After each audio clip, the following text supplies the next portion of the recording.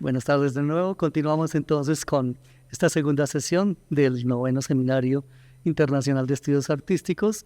Esta es la penúltima ponencia de esta tarde y luego viene Cecilia Fiel desde México, Argentina. Muy invitados también porque es una ponencia que creo que dialoga, las ponencias están organizadas de tal manera que dialogan entre ellas y podemos conversar y cruzar cosas.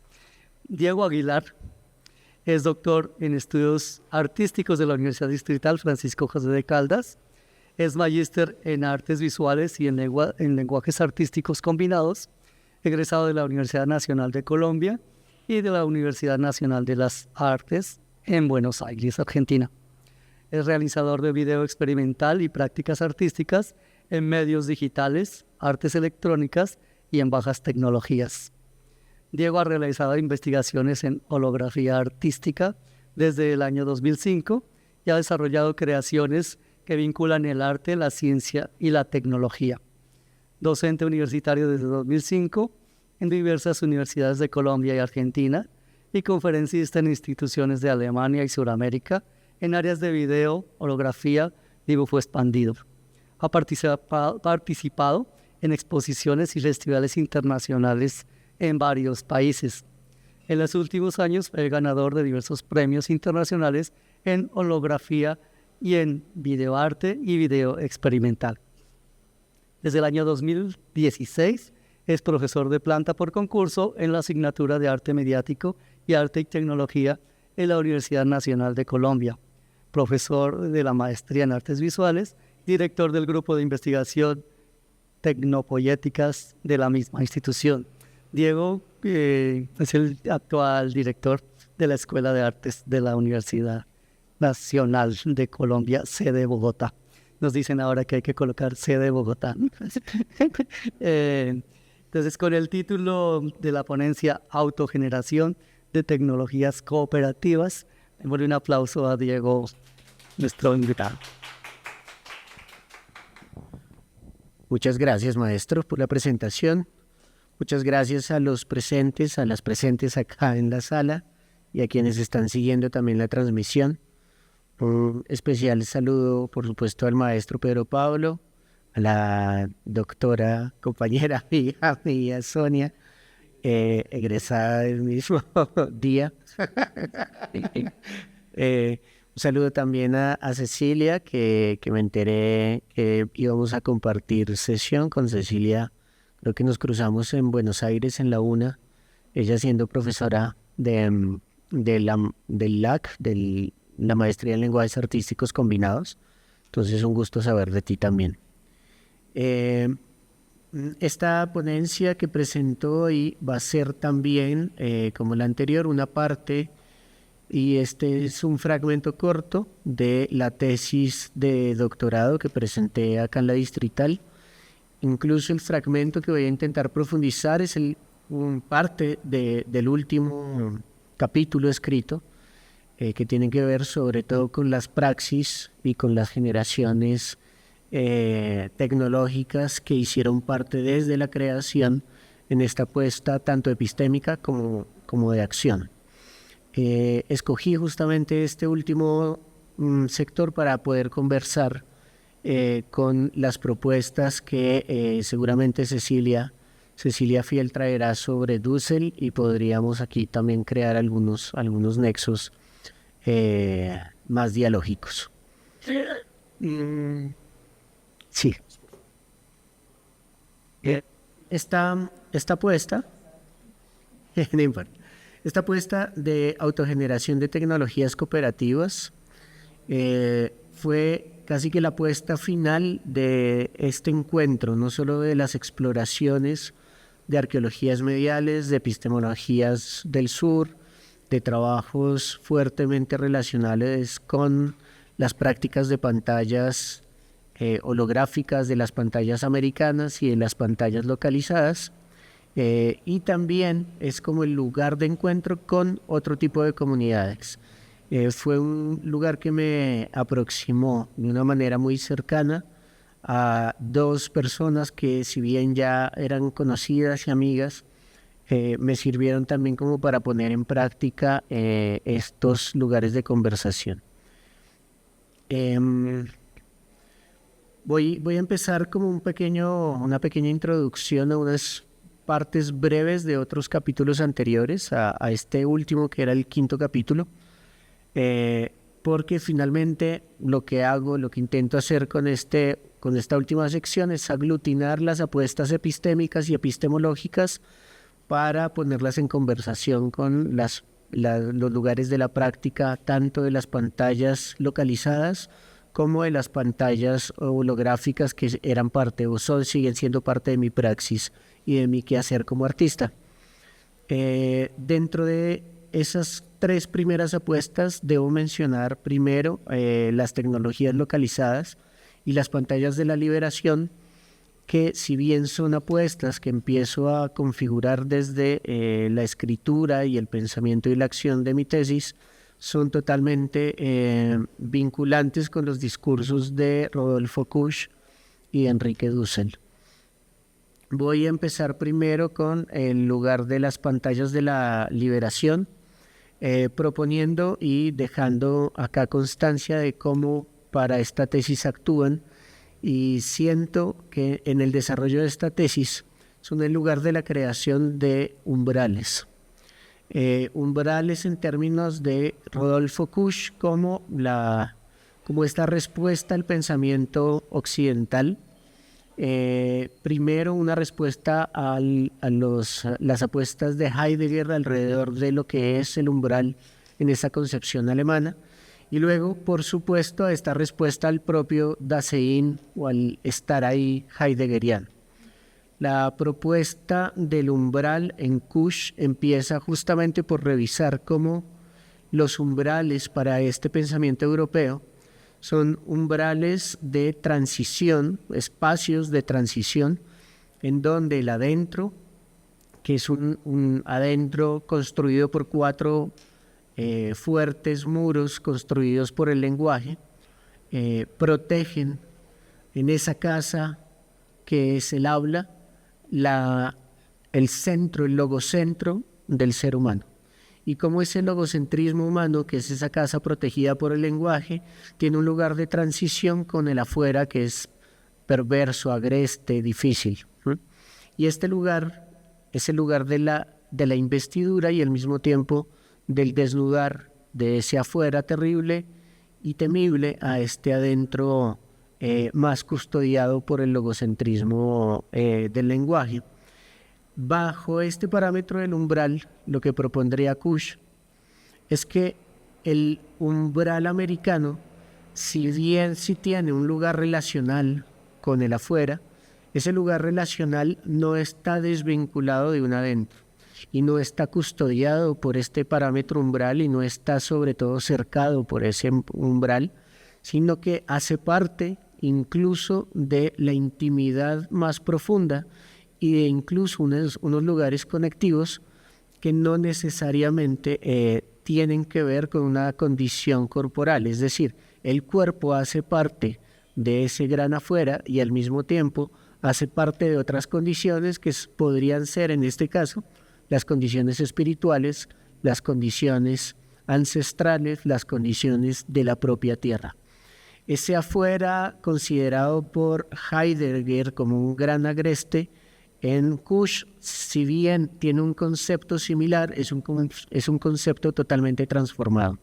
No es sobre todo una condición de lo monstruoso entendido por lo americano como aquello que realmente afecta, reverbera en los cuerpos, algo que no puede dejar inerte a nadie con el que esté en contacto y que al mismo tiempo hace parte constitutiva, es decir, no es una otredad, es una alteridad, en donde los cuerpos, las propias esencias de la naturaleza humana también hacen parte, comparten y son esas mismas cualidades monstruosas que afectan, que se dejan alterar y que al mismo tiempo son constitutivas del resto de componentes que la modernidad fracturó. ¿Sí? Entonces, en estos términos, el umbral no es una fragmentación de cuerpo, mente, espíritu, naturaleza, en términos modernos, sino que por el contrario es una vinculación que si bien no se da siempre, ¿sí?, tiene la potencia de estar. Es decir, cualquier cuerpo, cualquier espacio, cualquier condición de hogar tiene la posibilidad de ser umbral en cuanto en condición energética puede vibrar, y construir en esas interrelaciones espacios conectivos. Sí. Yo últimamente estoy poniendo el ejemplo de la película de Poltergeist, la película ochentera, en donde lo que se abren son lugares energéticos conectivos, donde se conectan espacios altamente vibrantes que parecen desvinculados, pero que en ese lugar están, vibran y actúan en cuerpo en todos los escenarios. Entonces, un poltergeist, un portal, en este sentido, implicaría que estas pantallas de la liberación son lugares de intercambio energético, real y además activo. Y en este lugar de relación de energía e intercambio real y activo se van construyendo otras potencias que después pueden sí llegar a ser epistemológicas y sí pueden llegar a un lenguaje, pero que primero, ante todo, pasan y atraviesan ese cuerpo conectivo. En este lugar, entonces, es donde las pantallas de la liberación empiezan a tener una existencia. Desde aquí esta apuesta epistémica también empieza a tener relaciones con algunas acciones directas de no solo mis pantallas, sino de las pantallas de otras personas que están trabajando particularmente en Colombia, que fue este lugar de experimentación, pero al mismo tiempo me sirvieron para ver cómo este lugar del portal y el umbral actúa en ciertos espacios, en ciertas pantallas particulares de una arqueología medial colombiana. Entonces puse algunos, ahora veremos algunas imágenes de ello, pero fui hasta San Agustín para ver la fuente de Lavapatas a modo de pantalla conectiva, a modo de umbral, o también estuve en la Puerta del Chiribiquete, más específicamente en la Serranía de la Lindosa, en los en las pinturas rupestres de Cerro Azul. Ante todo me concentré en Cerro Azul y combiné estas estructuras de pensamiento en donde vi que realmente estos espacios son al mismo tiempo pantallas de la liberación, justamente por este lugar energético de intercambio de umbral. Lo mismo de todas formas, pensándonos con la estructura que realiza Kush, creo que tiene muchas resonancias porque Kush al mismo tiempo hizo estos lugares conectivos con el arte contemporáneo argentino de su época y también con las comunidades de Jujuy, del norte de Argentina y también de Bolivia y Perú para realizar estos lugares de encuentro temporal. Y eso también me interesa, que estos lugares que generan pantallas de la liberación, al ser umbrales, pueden conectar no solo espacios, no solo cuerpos, no solo espiritualidades, sino también pueden ser lugares conectivos de tiempos, de duraciones distintas, que pueden resonar en distintas temporalidades. Un paréntesis que me parece importante es lo que sucede en las pinturas de la Lindosa y del Chiribiquete, y es que son aparentemente pinturas, aparentemente porque las hemos redescubierto hace poco y no hemos tenido tampoco mucho tiempo como civilización occidentalizada de verlas o estudiarlas mucho, pero en ese mismo no tener mucho tiempo se pueden activar justamente estas reflexiones desde otros campos, incluyéndonos con las artes y con los estudios artísticos. Estas pinturas de la Lindosa y del Chiribiquete aparentemente han sido pintadas y repintadas desde hace unos 20.000 años, por ejemplo. ¿Sí? En términos de la ciencia, los humanos en nuestro continente han habitado solo 12.000 años, es decir, acá hay 8.000 años que no cuadran, pero son 8.000 años que están también construidos, soportados en unas pequeñas evidencias científicas y sobre todo en unas apuestas de epistemes desde las artes y las teorías de estudios artísticos, entre otras, estudios culturales también y otros estudios pictóricos. Pero además están soportadas desde los estudios de la biología, como hay transiciones de plantas mesoamericanas a nuestro continente que parece que no cumplen con esos rangos de edad en los que supuestamente el ser humano estaba, y poco a poco estos estudios han llegado a la Amazonía brasilera. Esto fue ya después, por ejemplo, de mi tesis. Es mucho más reciente, hace mes y medio leí un artículo en Brasil en donde en la misma fecha de datación de hace 20.000 años parece estar compartiéndose con otros estudios en otros países. Esto me parece súper interesante porque además son lugares de este alto grado de relación energética que no estaban en apariencia construidas para el ser humano. Tanto así que pues hasta ahora las estamos redescubriendo. Son imágenes, pantallas construidas sobre todo para esos otros cuerpos, esos otros espíritus de lo natural, del inframundo, del supramundo. Y ahí, además, lo último para cerrar este paréntesis, es que dentro de esas pinturas que se vienen haciendo desde hace 20 años, hay una insistencia de los grupos humanos en pintar, repintar y sobrepintar sobre esos muros, tanto así que la última evidencia pictórica no está más allá de hace 20 años. Es decir, que estas comunidades en esos tiempos, ¿sí?, son tiempos que superan cualquier vida humana y cualquier incluso temporalidad de comunidades restringidas. Cierro este paréntesis. Dentro de este lugar de las pantallas umbral y estas pantallas de la liberación, tenemos también una apuesta de tecnologías localizadas. Yo me soporto sobre todo a partir de los trabajos de Dussel y su revisión ya no a Heidegger sino a Marx.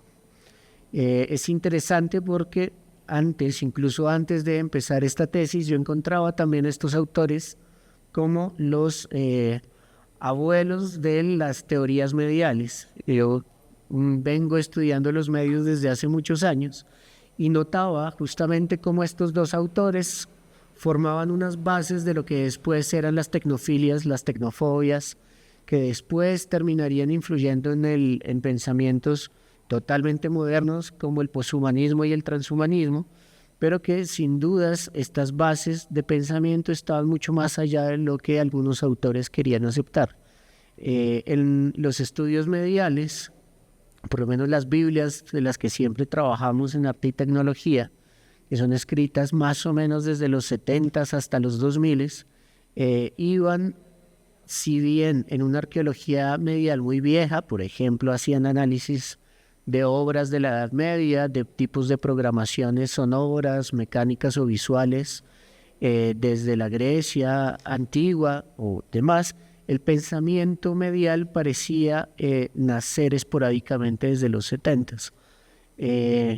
Pero creo que esta revisión de estos pensadores, cuando me encuentro con Kusch y con Dussel, la revisión justamente y el señalamiento tanto a Heidegger como a Kusch nos dice que pues, vamos a tener también unas historias de pensamiento, de epistemologías que van más allá en esta relación de los medios. Y con Dussel hay una razón muy importante de este señalamiento con Marx y tiene que ver con estas características de una producción material que es el lugar, dice Dussel, el único lugar en donde la revolución puede tomar una forma concreta. Una revolución de pensamiento y una revolución incluso del ser. Para Dussel, si bien en América Latina se encontraron muchos ejemplos de revolución ideológica,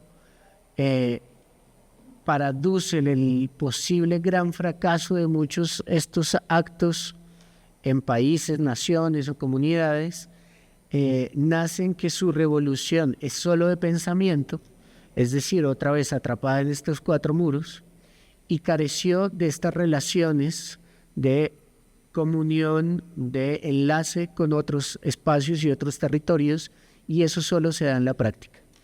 En un lugar de la praxis de generación de las propias tecnologías. Ahora, escuchando a Sonia, esta generación de tecnologías particulares no solo es una generación de la tecné de herramientas factuales, sino que es además una tecnología de generación de pensamiento compartido. Y esas generaciones de pensamiento compartido necesitan también de un lugar concreto en la relación con las materias y las materialidades del mundo. Es decir, si no hay una relación particular, una revisión de cómo se trabajan los cuerpos de un espacio local con sus propias materias de mundo, con lo que el paisaje da, con lo que el paisaje comparte con esos cuerpos, no se puede pensar en una transformación de tecnología propia y por ende no o queda más complicado la generación de un pensamiento revolucionario propio. Sí. En esos términos del materialismo y sobre todo de la concreción del materialismo en la praxis, Dussel propone entonces que las tecnologías tienen que ser liberadas. ¿Sí? Es decir, que debería haber una liberación propia del hacer práctico de estas tecnologías para que se encarnen justamente en, y yo lo pongo ahora sí en mis términos, en unas pantallas, en unos umbrales lo suficientemente fuertes para que conecten pensamiento, incluso construyan nuevas ideologías. El segundo punto, que también empieza a relacionarse aquí en la maestría, en el doctorado, es el lugar de lo sociosituado, una conversación que tuvimos también con el doctorado con Lynette Hunter. A partir de estos 3 autores y autoras que empiezo como a construir, aunque son muchísimos más, como por lo menos este lugar de conversación. Con Lynette, ella propone un espacio de 2 núcleos particulares. El primero sería el sociocultural, del cual no voy a concentrarme acá mucho, y el segundo es el sociosituado. El sociosituado sería aquel lugar en donde las prácticas de tecnologías lugarizadas pueden abrirse y darse paso y emerger. Lo sociosituado sería ese lugar en donde el cuerpo tiene contacto directo en el lugar de la creación con los materiales del mundo, y en ese proceso los materiales van a emerger con una materialidad, es decir, con una transformación que no solo cambia las condiciones materiales del entorno, sino que al mismo tiempo cambia las condiciones del cuerpo que se está relacionando con ese entorno y con ese mundo. Ese lugar de transformación dará origen no solo a resultados fácticos, sino ante todo a unas prácticas particulares. Esas prácticas, para Hunter, es el lugar del entrenamiento con las materialidades del mundo. Es básicamente, voy a ponerlo en términos más cercanos, es la labor de los artistas. La labor del arte es relacionarse con esas materialidades, esas materias del mundo, para obtener de ellas materialidades concretas, y en ese mismo proceso los cuerpos van transformándose. En esa transformación hay riesgos, por supuesto, dice Hunter. En este lugar uno puede encarnarse tanto con esas materialidades que puede perderse. Y para ello, la labor del artista es entrar, salir, para entrenarse y no perderse en ese intento. Ese sería el lugar de los socios situado, el lugar más concreto de la acción, y luego cómo eso pueda pasar a lo sociocultural, que ya es el espacio, el entorno de lo público. Habría otra cosa que ya más adelante voy a contarles cómo propongo ese lugar intermedio. El cuarto diálogo que logro construir para esta charla es el trabajo de sus cuerpos y de las extremidades, propuesto por Christine Melo, que es justamente la actual profesora de las cátedras de Arlindo Machado, que justamente es también uno de estos autores que proponen el pensamiento medial americano. Christine Melo va a proponer cómo estos lugares de transformación energética real y de estos lugares de generación de arte experimental están siempre atravesados por el cuerpo y están en un lugar del trabajo que está construido por las extremidades del cuerpo humano. Es decir, el lugar del trabajo está en las manos, está en la cabeza, está en los ojos, pero también está en las tripas, es decir, es un lugar de las extremidades ampliadas. No solo son extremidades, dedos, no sé, cabeza, cabello, sino que es un lugar de las extremidades, pensando el cuerpo como un lugar de trabajo. ¿Sí? Volviendo a los términos primordiales de su trabajo, es como volver a la antropofagia, en donde el cuerpo es un lugar del trabajo, en donde se mastica, se consume, se digiere y luego se excreta. En ese lugar de transformación, las extremidades para Christine Melo son el lugar en donde el trabajo del cuerpo humano puede manifestar esas transformaciones de la materia y las materialidades. Paso justamente a un concepto que acuño en ese quinto capítulo, que son las artefactualidades. Las artefactualidades serían justamente este lugar de comunión de todo esto que intenté reducir acá como resumen de este pensamiento de estos autores. En las artefactualidades nos encontramos el primer lugar de comunicación entre esos socios situado de Lynette Hunter a partir del trabajo con el cuerpo y las extremidades de Christine Melo para poder atravesar esos lugares de umbral que se dan en las apuestas de Kusch y Dussel. Es decir, las artefactualidades son las cosas que genera el ser humano para poder conversar energéticamente con sus alteridades, incluyendo otros humanos, incluyendo lo natural, incluyendo también lo espiritual. En esas artefactualidades, dentro de mi propio campo, yo encontré 3 tipos de artefactualidades que me interesaban. Las artefactualidades de tecnologías analógicas y tangibles, que serían estas materias plásticas de la vida orgánica o mecánica. En términos de un autor argentino, Alejandro Schianchi, serían las máquinas de lo mecánico o las máquinas de lo anatomopolítico, es decir, máquinas que en relación a las corporalidades son aquellas que se manifiestan directamente, tangiblemente con los órganos y los cuerpos, con las materias y con los órganos sensibles. Esto biopolítico, también entendido por supuesto como Foucault, como lo proponía de manera crítica Schianchi, como las máquinas que someten los cuerpos de una manera anatómica, ¿sí? Desde el castigo directo, la supresión incluso hasta el exterminio y la muerte. ¿Sí? La segunda artefactualidad, yo por supuesto no lo pongo en términos tecnofóbicos como lo hace Alejandro Schianchi, pero pues hacen parte como de esta misma naturaleza de diálogo. Dentro de estas artefactualidades, la segunda serían las tecnologías electrónicas, máquinas y dispositivos que funcionan con corriente electroanalógica o fotoanalógica también, que son los 2 principios que para mi tesis funcionaron más: las partículas fundamentales de los electrones y las partículas fundamentales de los fotones. Sí, porque trabajo sobre todo con pantallas y trabajo mucho con pantallas electrónicas. Entonces, en este lugar propongo que dentro de estas artefactualidades, si bien no son tangibles, si bien, y esto lo dicen mucho en cursos de artes, no sé ahora, espero que no tanto, pero en mi época sí, se hablaba del video como una de estas artes inmateriales, ¿sí? Acá es justamente ponerlo en crisis esta apuesta, porque no hay más tangible y no hay nada más factual que lo que compone nuestros propios cuerpos, y estamos todos y todas compuestos por electrones, ¿no?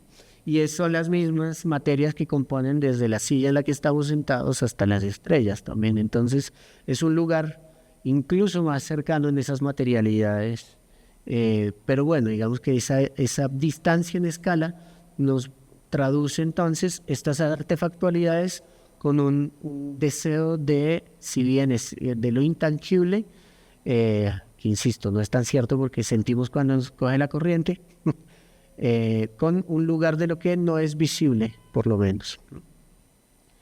Y dentro de estas artefactualidades también las tecnologías informáticas, electrobinarias, computadores y sistemas de electrónica digital, que comparten todas las otras nociones de la anterior electroanalógica, pero tienen un cariz particular, y es que en lo electrodigital propondrá una masificación de cualquiera de los otros componentes corporales que daba lo electroanalógico. Es decir, está producido para generar una experiencia o más grande o de más cantidad o con más intensidad o con más intensificación. Bien. Scianchi propondría al segundo nivel como el lugar de las máquinas electrónicas, se parecen mucho a lo que yo estoy diciendo, y el tercero, él lo decía que eran las anatomopolíticas, las biopolíticas y luego las políticas de la felicidad o la falsa felicidad, algo que Byung-Chul Han llamaría como el control del positivismo, la violencia del positivismo. Cómo a partir del exceso de sensaciones nos sentimos nosotros mismos obligados a coartarnos nuestra propia vida. Insisto, estas son condiciones más tecnofóbicas, pero hacen parte de estos trabajos y estos discursos. Cambiamos por... Bien. Mi intención entonces, ahora sí ya haciendo como esta introducción larga, es al distanciarme a partir de estas artefactualidades de las condiciones materiales de la colonialidad o de las tecnologías coloniales, podemos abrir otras artefactualidades que tengan que ver mucho más con estos umbrales cushianos o con estos umbrales de Dussel. ¿Cómo así? Ya habíamos dicho justamente con Scianchi que estas tecnologías han sido utilizadas sobre todo para el sometimiento. Si nosotros pensamos la pantalla como umbral y este lugar energético, lo que menos tenemos es un lugar del sometimiento de los cuerpos. Si a la apuesta de Heidegger de cómo el ser humano es ontológicamente técnico y por ende en su propia tecnología muy pronto se usa para explotar a las otredades, ya sean naturales o humanas, acá nos encontramos con unas pantallas umbral que no entienden entonces a un otro, sino a unas alteridades que producen justamente su propia energía. Es decir, nuestros cuerpos dependen energéticamente de todo lo otro, y por ello, bajo esta apuesta, sería muy difícil continuar con esta colonialidad de la tecnología, sobre todo neoliberal. ¿Sí? Puede ser una respuesta, lo propongo así, para alejarnos de las tecnologías neoliberales que atrapan, constriñen y modelan los cuerpos sobre toda diferencia y separación del resto, y por ello explotamos y seguimos explotando a todo lo que no sea el sujeto propio, y en realidad esta apuesta sería un intento vinculante en donde las condiciones energéticas nos hagan partícipes de la propia generación. ¿Sí? Las pantallas umbral serían un lugar conectivo concreto de nuestros cuerpos con todo el resto. Ahora, en esas conexiones responsables, o un poco más responsables, nos encontramos con lo que yo propongo que es ese primer paso a partir de las artefactualidades de esa entrada de lo sociocultural, de lo sociosituado a lo sociocultural. Es decir, nos encontramos con un territorio que yo llamo un estar siendo tecnológico. Es decir, si es el lugar del estar siendo cushiano, el Kush propondría, había nombrado el Dasein, el estar ahí de Heidegger. Lo que hace Kush es transformar ese eje óntico del ser humano para decir, no hay cuatro paredes que soporten la esencia humana y luego una estancia que le señale dónde está, sino que en la condición americana primero es este cuerpo que está trabajando con la tierra, es un cuerpo comprometido energéticamente con esos territorios, y luego sí puede ser, pero no ser en esos términos occidentales u occidentalizados, sino que es un ser en gerundio. ¿Sí? La condición americana primero es de un estar corporalmente y luego de un siendo, que sí tiene que ver con estas producciones de epistemes y epistemologías. En este lugar es el lugar del tránsito entre lo que se hace directamente con la materia, con las materialidades, y esa transformación en negocio con el cuerpo, del estar, va a ir a un siendo, que ya es una producción entonces de discurso, y ese siendo ya pasa al ámbito de lo público. ¿Sí? Y eso también es una condición tecnológica, ¿sí? Porque está atravesado por nuestras propias condiciones materiales, que son nuestros propios cuerpos. En esos términos, el umbral, la primera pantalla que atraviesa esas materias del mundo con las cosas que construye el ser humano, ¿sí? Es ese atravesamiento de una pantalla. Es decir, nosotros seríamos nuestra primera pantalla relacional con el resto de condiciones energéticas. De nosotros depende, bajo esta apuesta, que el rito de activación de las pantallas sea lo suficientemente significativo para que se abran umbrales y portales energéticamente fuertes. Sí. De nosotros depende de esas activaciones, por lo menos de nosotros hablando como como el primer lugar, ¿sí? Es decir, como el primer lugar en donde empezamos a comprendernos corporalmente. Luego veremos que estos ejemplos de pantalla también implican que no solo otros seres, no solo otras temporalidades, no solo otras naturalezas, también son dúctiles para construcción de estos umbrales. Pero en principio, por lo menos para esta tesis, pues siendo humano colombiano, pues parte de ahí el análisis. Ese lugar de tránsito entonces es la cultura. Es decir, lo que empieza a atravesarse materialmente hacia lo colectivo, hacia lo público, lo llamamos y lo entendemos entonces como el espacio, el lugar de la cultura. En estos términos de Kush, estaríamos atravesando entonces desde el lugar de la siembra, desde ese lugar de siembra del trabajo de las manos con la tierra, del sembrar, del enterrarnos, del construir con semillas, a una cultura que es el lugar del cultivo. ¿Sí? Es el lugar de atravesar, lo dice Kush, como esa curvatura en donde el estar atraviesa y se va hacia el ser.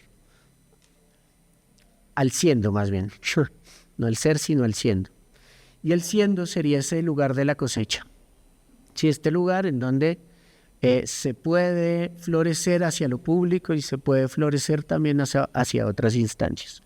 Entonces estas imágenes que están acá en esta diapositiva intentan construir, visualizar algo que con Kush era muy propio de pensarse en ese tránsito y esa conexión. Insisto, entonces ese lugar del cultivo sería un estar siendo tecnológico. Tal vez es lo que a Kush le hizo falta señalar, aclarar, es que las tecnologías hacen parte y van construyendo ese lugar de la cultura. Pasamos.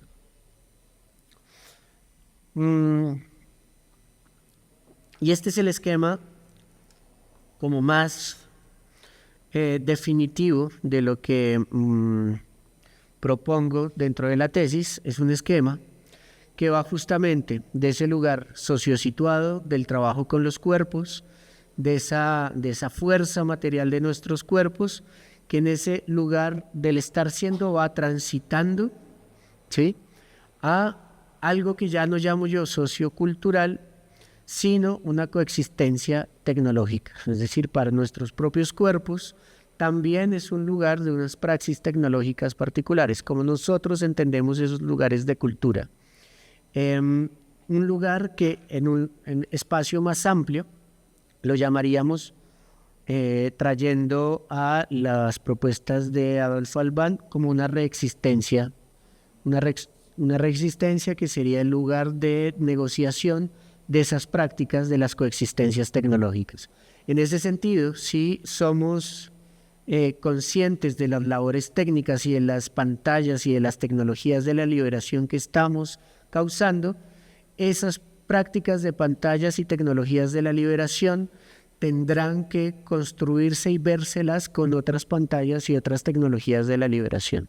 Sí, en este lugar de la coexistencia tecnológica, cualquier producción de la cultura, en este momento humana, se encuentra con otras tecnologías también no humanas, ¿sí? Espirituales, naturales y también de otras colectividades.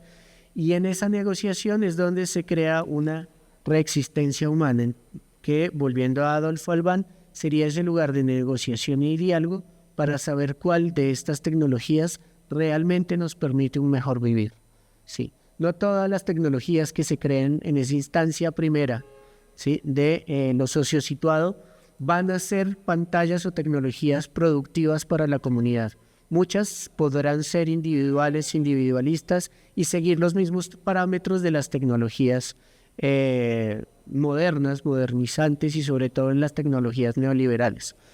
Si algunas otras se chocan entre sí, hablan y discuten, y si en comunidad se define y se defiende que ciertas tecnologías son propias para el buen vivir de cierta comunidad, esas son las que deberían ser las tecnologías localizadas, pero no parten del cuerpo inicial que las creó, sino ya del diálogo colectivo como un cuerpo más amplio, tanto con la comunidad humana como con la comunidad natural y también, ¿por qué no?, con la comunidad espiritual. Este sería entonces la apuesta de ese tránsito de las tecnologías para esta propuesta rápida que tengo. En esas propuestas del estar siendo, acá había un programita y les invito a quienes tienen computador a buscar tecnologiasdelsur.hotglue.me. Ahí están toda la apuesta diagramática de esta tesis. Siguiente, por favor. Y ahí encontrarán también cómo hay otras tecnologías que revisé justamente en esto que cuento de las pantallas, en la Lindosa, también, perdón que se me perdió acá la presentación ya, en la Lindosa y en la Fuente del Lavapatas. Ahí ocupan capítulos completos. Siguiente, por favor. Ese territorio, ya vieron que las últimas 3 imágenes son chacanas. Esa propuesta que yo propongo como espacio conductivo entre las 3 requiere una espacialización diferente, una geografía diferente, no una geografía limitada, limítrofe, como normalmente se hace en la geografía tradicional. Y me paro también en una geografía de la chacana como un imaginario colectivo americano que conecta tanto el territorio como estos espacios espirituales. Siguiente. Y voy a finalizar ya con 3 ejemplos, para que no se quede solo como en este lugar de la propuesta epistémica.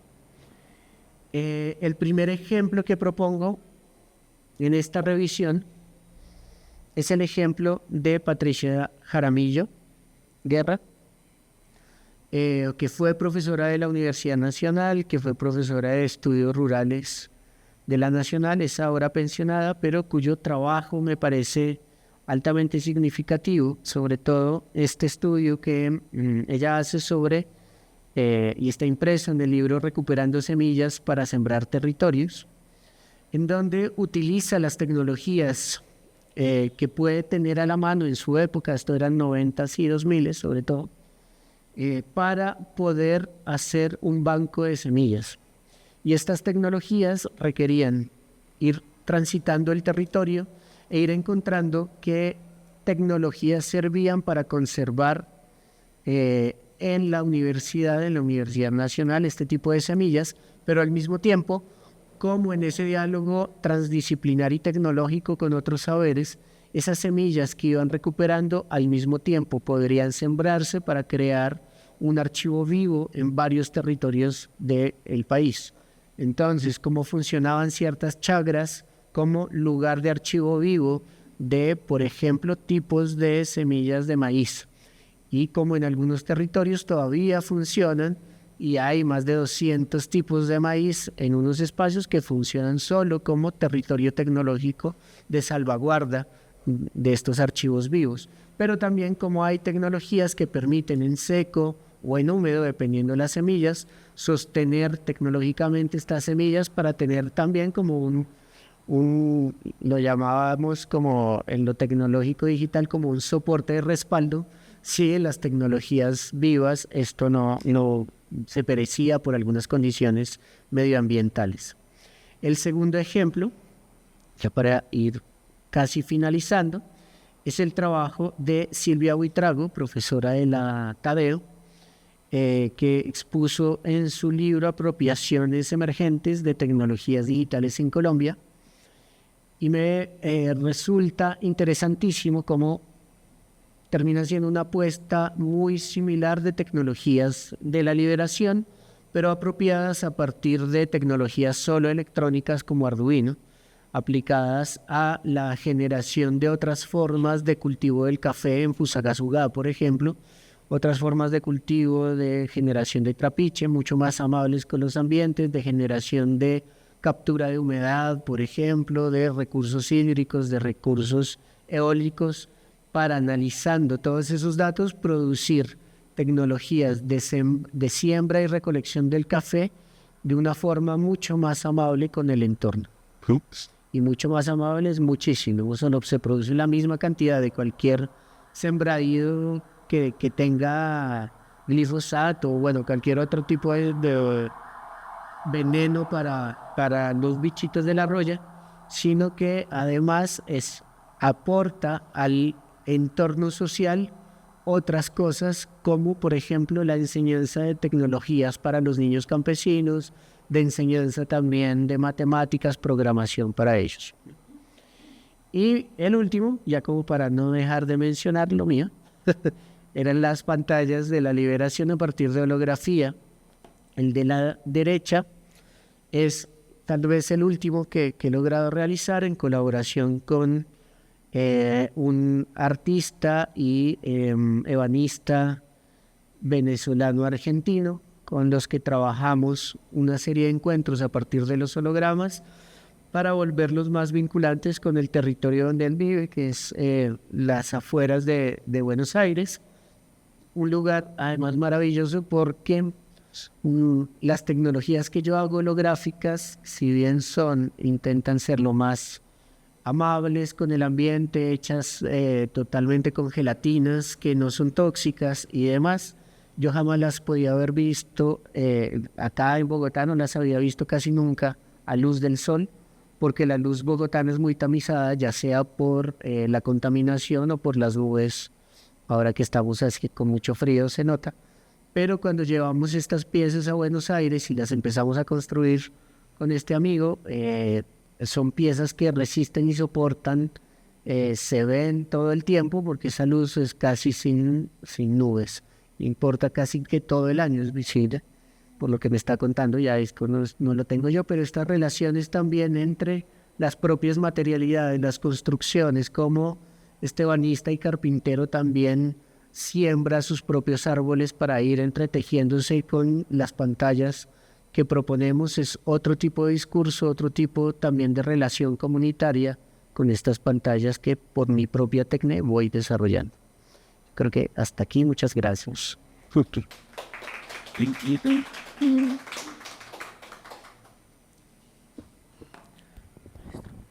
gracias, Diego. Muchos comentarios, ¿no? Voy a hacer un comentario cortito. Cuando Kush habla del concepto de cultura, que tú lo mostraste muy bien, y habla que nuestra indigencia, digamos, como cultura occidentalizada, consiste en la indigencia. Hay dos indigencias, ¿no? Cuando uno no tiene nada para comer, es indigente, pero cuando uno no tiene símbolos, es más indigente. Es decir, que la indigencia que más nos afecta es la carencia de símbolos, es decir, la carencia de cultura. Entonces, ¿qué es la cultura? Como lo muestra, es ese operar tecnológico, podríamos decir con Diego, en que cómo hacemos para convertir las cosas en símbolos. Es decir, las cosas como meras cosas no son símbolos, ¿no? Sino son símbolos cuando se convierten en operadores de sentido. Y para convertir una cosa en símbolo hay algo que Kusch denomina los operadores seminales. Es decir, allí utiliza la palabra del cultivo, ¿no? De la semilla. Es decir, todo lo que mostró Diego, ¿no? Es decir, cómo operador seminal es algo que ayuda a convertir algo que no nos produce sentido, que no es símbolo, en símbolo. Es decir, un jet en Bolivia es el culmen de la tecnología occidental del ser, pero alguien que sube, un indígena que puede subir al jet, tiene la opción de convertir ese jet en símbolo al lograr convertirlo en un lugar para estar, es decir, un lugar de estar, y desde ahí proponerle estar siendo. Entonces, las cosas no son coloniales ni decoloniales por sí mismas, sino es qué hacemos con ellas y las convertimos en símbolos del ser o del estar.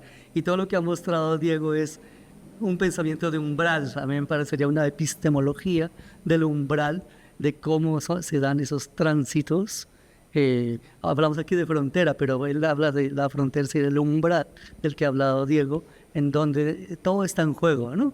Entonces ya no habría esa distinción entre la cultura, es decir, la cultura del cultivo y de la comer, y la alta cultura de los libros y del arte y de la literatura.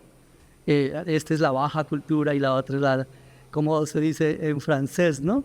La haute couture y la alta cultura y la alta costura, ¿sí? Es casi que suena lo mismo, ¿no? Entonces aquí tampoco hay diferencia entre la cultura del cultivo, de las semillas y de comer, y la cultura que la que nos hace realmente productores de símbolos y de sentido para pensar en la liberación y a través de las pantallas y de las tecnologías y de las materialidades y del cuerpo, como lo ha explicado muy bien Diego, ¿no? Entonces, ese es, digamos, el comentario. Creo que habrían pues muchas preguntas, y es qué dirán los heideggerianos, ¿no? Digamos, porque las lecturas que hace Diego y las que se hacen desde América son lecturas también un poco a contrapelo de las posturas heideggerianas y del marxismo también, y de los pensadores de la tecnología, ¿no? Entonces son posturas ubicadas, lugarizadas, que solo son posibles pensar porque él está pensando desde acá. ¿Sí? Es decir, si se ubicara epistémicamente en otro lugar y también físicamente, no sería posible pensar, porque este pensamiento está atravesado por el chiviriquete, por el lavapatas, ¿cierto? Es sucio, diría Kusch. Es decir, es sucio porque no le tiene miedo a ensuciarse con la cultura, es decir, el pensamiento popular. Aquí dialoga el pensamiento de la filosofía alta con el pensamiento popular y también con el pensamiento de la gente que trabaja y hace uso de las tecnologías de abajo, ¿no? Él hace una crítica a las altas tecnologías de las bellas pantallas que son las que todos tenemos, son las pantallas de la colonización, y esta es una propuesta hacia las pantallas de la liberación. No sé si solo quería hacer el comentario, pero también hay muchas cosas de aquí que se desprenden. Si hay preguntas de Sonia, de Cecilia, ahorita escuchamos. Son días que... Yo me hago acá. Me hago. Yes. Muchas gracias, Diego, por tu elaboración. Pues yo, como siempre te he dicho, aplaudo mucho porque además es una apuesta sofisticada de colonial, descolonial, de producción epistemológica, de repensar y de situar. Pero bueno, todo esto que nos contabas me hacía pensar cómo estos umbrales, cuando hablabas de San Agustín, Cerro Azul, La Lindosa, que están cargados de signos, ¿no? Que han estado históricamente cargados de unos signos que también son unos símbolos que por el tiempo también se han trastocado pero que en la actualidad también devienen como lugares más bien turísticos. ¿Qué pasaría? ¿Qué pasa con estas apuestas, con estas lecturas que intentan no devolverle ni restituir, creo que sería la palabra, sino más bien como proponer esa otra mirada, ¿no? Como aportar una epistemología de repensarlos desde otro lugar, como desde esta mirada del umbral y de marco de relaciones? ¿Cómo lograr impactar, digamos, esas otras miradas más como desde del turismo, de la ruina, que también estetiza, pero que también es muy moderna y que también rompe precisamente esta idea de lo colaborativo, de lo colectivo, que puede estar allí vigente, no sé?